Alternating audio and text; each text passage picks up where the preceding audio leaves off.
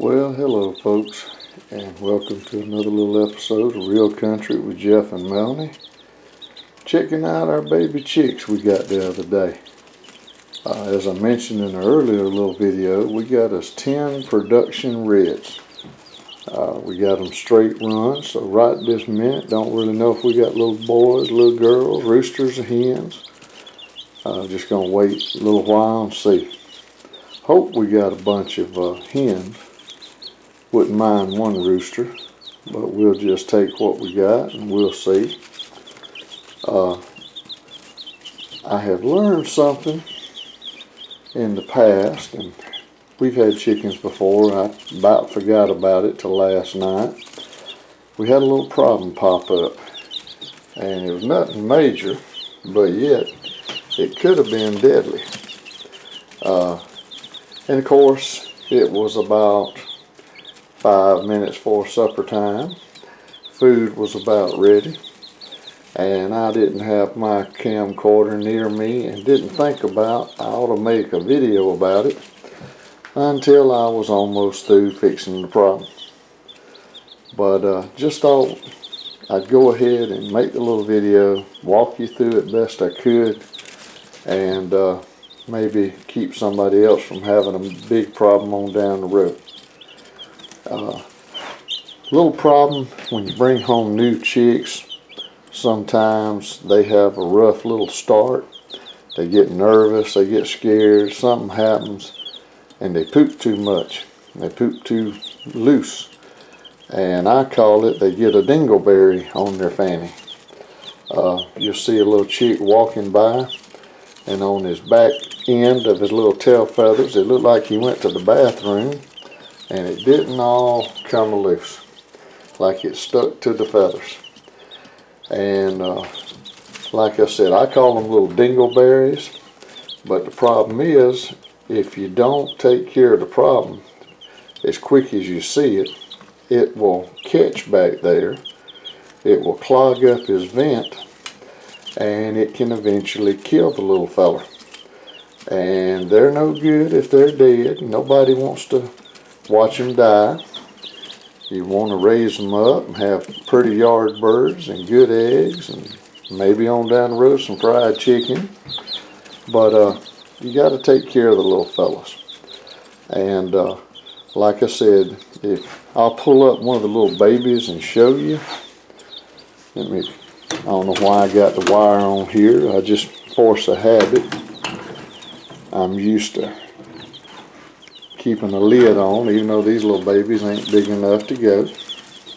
They ain't got no flight feathers, but see if I can get one without scaring it too bad. There we go. Be real gentle. Say hey for the camera. This is your close-up, Mr. DeMille. Alrighty. Well, let's turn around. Look at that little pretty chick fanny. Okay. What you'll see, and this is hard to hold.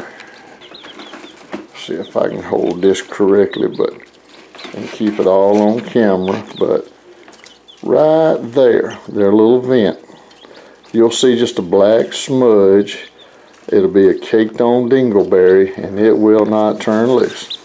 And I'm not hurting the little baby, but all you got to do to cure the little problem, don't try to fly away, we'll get you straight.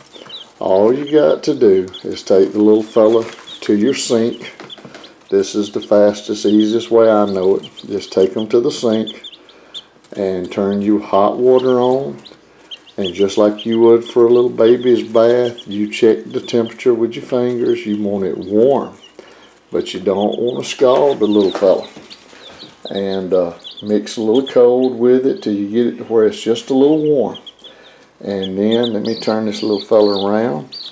I just kind of hold them like that and run the water over the vent, and then just take your fingertips, and it's a dirty job, but take your fingertips and just rub it, and as the warm water runs over it, it'll take a second or two, it'll just disintegrate and fall right out. Do not pull on it, because if you pull on it, you can hurt the little fella, and it can kill him. I'm going to put this little fella back in the box with his brothers and sisters. There we go. And when I did it last night, as it turned out, of course when you have one, sometimes you have 2 or 3. Well, we had 3 of them. None of them were real bad. These were day-old chicks. We had just got them. And like I said, you just take your finger and just let the warm water run over it. Twiddle your fingers back and forth. It'll disintegrate. It falls right away. And then once you make sure it's clean and clear and the vent itself is not clogged up, just take a paper towel and just rub the little fanny, dry it off the best you can, and then I set them right back in there under the heat lamp, and immediately they started ruffling their feathers.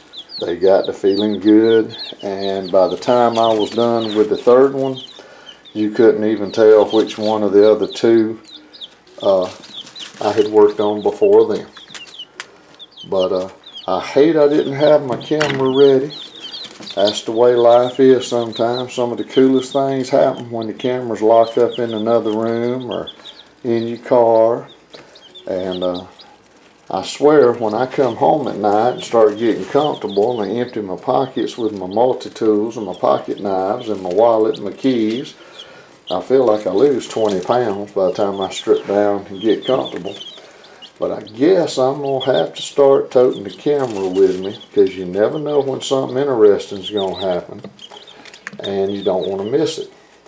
So even though I didn't get to show you the real thing, hopefully you can understand what I'm saying. It's real simple to spot, especially on a red chick or a yellow chick. Now if you had something like a barred rock, might be a little bit more difficult to see, but there again, just it's a good practice, you know.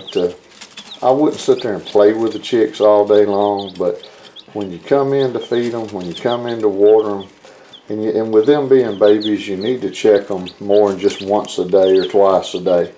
Just pop in, and every time you pop in, you know, pick up one, just take a look. Right now, when the babies, usually it only happens first a little bit till they get comfortable and feel safe, and then their system calms down. Usually you don't have the problem anymore. But for the first day or 2, just, you know, at some point sit down and check them.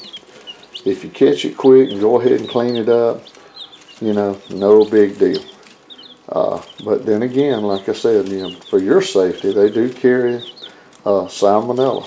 So when you get done, like I'm fixing to do, head over to the sink, get you some hot soapy water and wash your hands.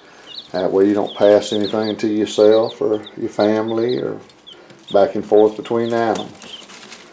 But hope this little video helps somebody. Like I said, I didn't think about it when it was going on, but you know, a little bit late's better than never, but at least we got the babies took care of. And today I came in here to double check, and every little hiney is okay. No more dingleberries. So hopefully that'll help a little bit. And once again, folks, if you like our videos, please hit the like and subscribe button. Tell your friends, throw the babies up in the air, catch them, but you know, and check your chicks if you got them.